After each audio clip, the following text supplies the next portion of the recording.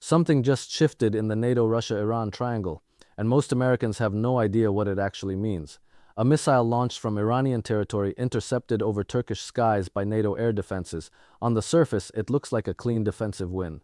But if you've been watching how power actually moves in this part of the world, not through headlines, but through back-channel signals, troop repositioning, and the quiet rewriting of alliance structures, you already know that what was shot down wasn't just a missile, it was a test, a probe, a carefully calculated message sent to see exactly how fast NATO responds, where the gaps are, and whether Turkey, a NATO member that has been quietly expanding its relationships with Moscow and Tehran simultaneously, would allow that interception to happen at all, and it did, which tells you something.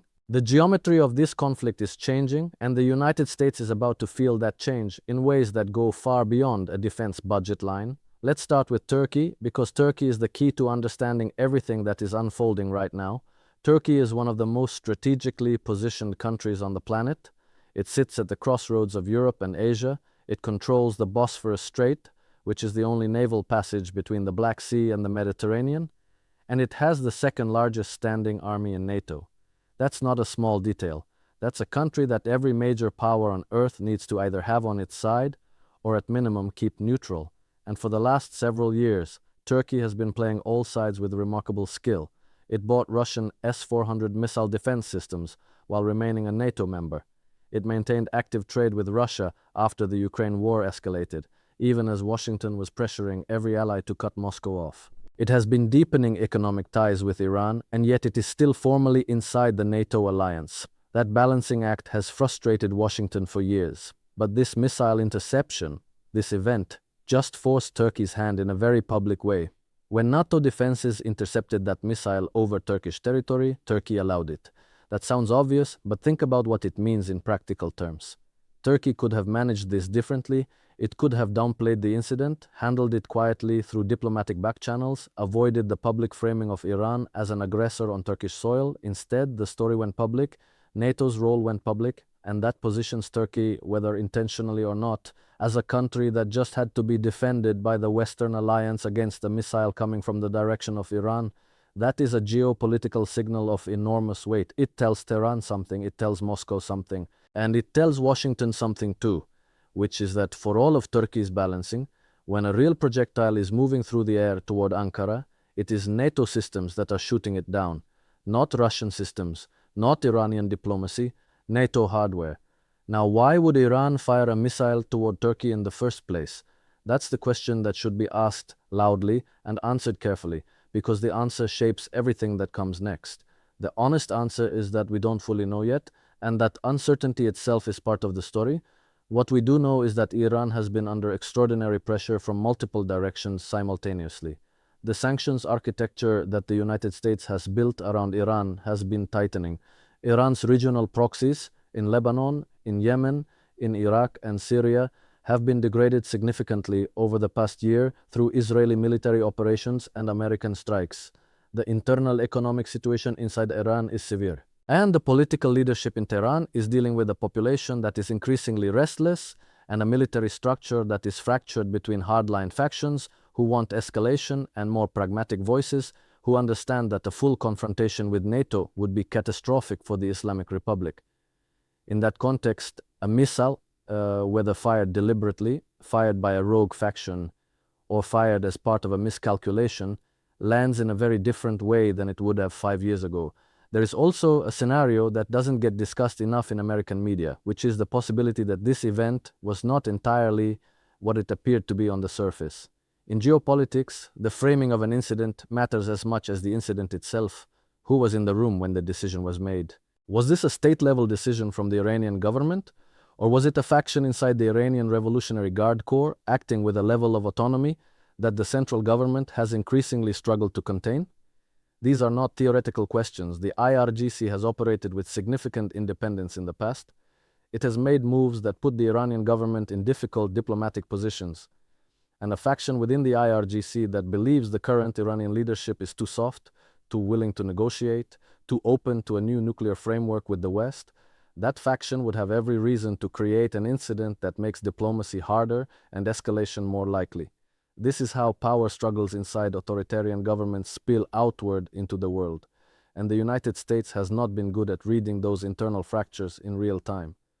What this means for the broader NATO-Iran dynamic is significant. NATO has just been placed in a position where its defensive posture in the Eastern Mediterranean and the broader Middle Eastern theater has been visibly validated. Alliance systems worked. A threat was neutralized. That is the public narrative, and it is not wrong. But beneath that narrative is a set of questions that alliance planners are now urgently working through. The first question is whether this was a one-time event or a signal of a new operational pattern from Iran.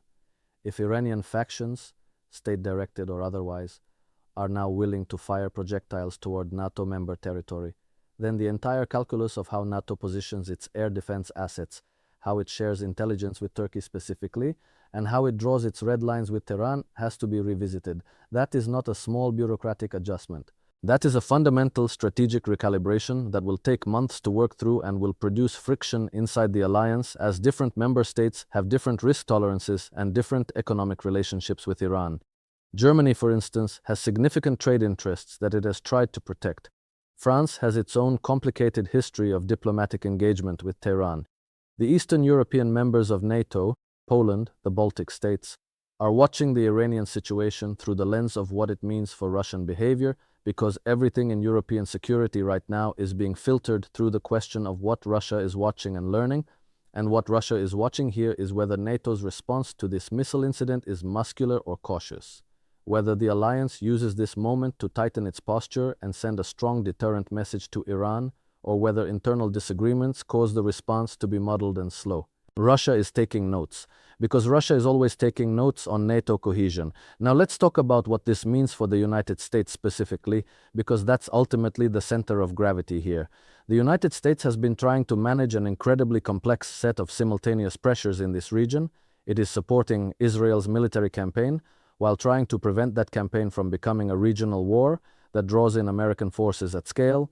It is trying to maintain some kind of diplomatic opening with Iran around the nuclear file, because the alternative, a nuclear-armed Iran, is a threat that no American administration of either party wants to deal with. It is managing the Turkey relationship with all of its complications around the F-35 program that Turkey was kicked out of after buying the Russian S-400, around Kurdish fighters in Syria that Turkey views as terrorists and the United States has relied on as ground partners, and around Erdogan's personal political style, which does not lend itself to the kind of predictable alliance management that Washington prefers. And now, on top of all of that, there is a missile intercept over Turkish soil that puts all of those moving pieces into a new configuration.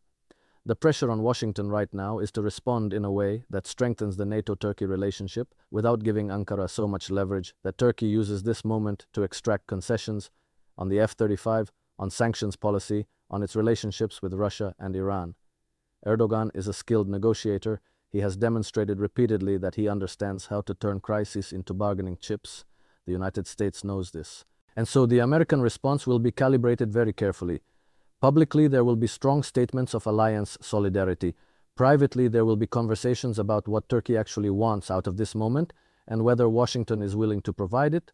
What Turkey wants, if you look at its behavior over the last decade, is strategic autonomy. It wants to be inside NATO enough to benefit from the security umbrella and the economic relationships that come with Western alliance membership, but outside enough that it can maintain its relationships with Russia and Iran, pursue its own regional agenda in Syria and the Caucasus and North Africa, and not be treated as a subordinate member that simply takes orders from Washington and Brussels. That is a very difficult ask for an alliance that is built on the premise of shared values and coordinated decision-making. But it is the reality of where Turkey is, and the missile intercept does not change that underlying tension. It actually intensifies it, because now Turkey has demonstrated value to the alliance in a visible way, which gives Erdogan more room to demand recognition of Turkey's importance. For Iran, the immediate aftermath of this incident is about damage control and message management. If the missile was fired by a rogue faction, the Iranian government has an incentive to quietly communicate that to Turkey and to Western interlocutors, because the last thing Tehran wants right now is a confrontation with NATO on top of everything else it is dealing with. If the missile was state-directed, then Iran is sending a message of deterrence, signaling that it has reach, that it is willing to use that reach, and that any military operation targeting Iranian interests will have consequences that extend beyond the immediate theater. Either way, Iran is now in a position where its next move is being watched with enormous intensity by every intelligence service in the region and beyond.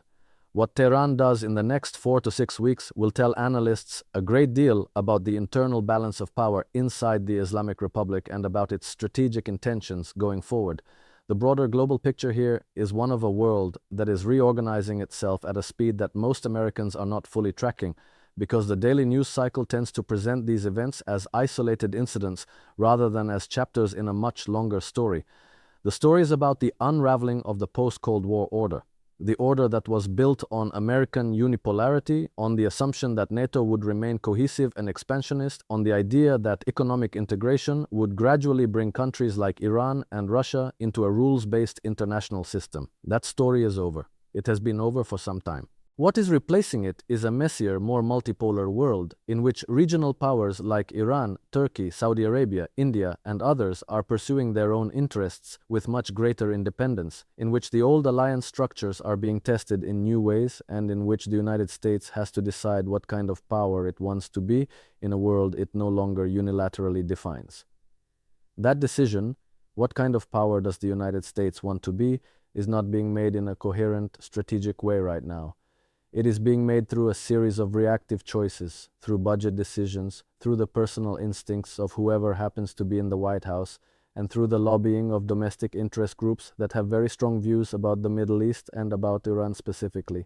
That is a fragile and dangerous way to navigate a moment of genuine historical transformation. Because the countries on the other side of these decisions, Iran, Russia, China, are making their choices with much longer time horizons in mind. They are not governed by 4-year election cycles.